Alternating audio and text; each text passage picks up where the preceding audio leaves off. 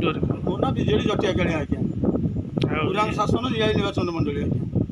ଏବେ ଆଗାମୀ ନିର୍ବାଚନ ବାବଦରେ ଆପଣ କ'ଣ କହିବେ? ନିର୍ବାଚନ ମଣ୍ଡଳୀ ତ କଥା ଦେଇଛି ଆଜ୍ଞା, MLA 130, MP 21 ଆଉ। ଆପଣଙ୍କର ବିଜେଡ଼ି ଏଥର ବାଜିମାତ କରିବ ବୋଲି ଆପଣ ଭାବୁଛନ୍ତି? ପୁରା 100 ବାଜି କରିବ ନା, 100 ଖେଳ। ଆପଣ 4 ତାରିଖ ଯାକେ ଅପେକ୍ଷା କରନ୍ତୁ।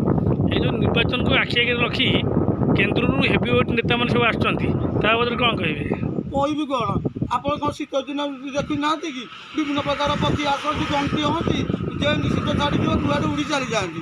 ସେମିତି କହିକି ଆସାମରୁ ଆଉଛନ୍ତି, ଗଞ୍ଜାମରୁ ଆଉଛନ୍ତି, ଆଉ ଉତ୍ତରପ୍ରଦେଶରୁ ଆଉଛନ୍ତି, ଛତିଶଗଡ଼ରୁ ଆଉଛନ୍ତି, ସବୁଆଡ଼ୁ ଆଉଛନ୍ତି।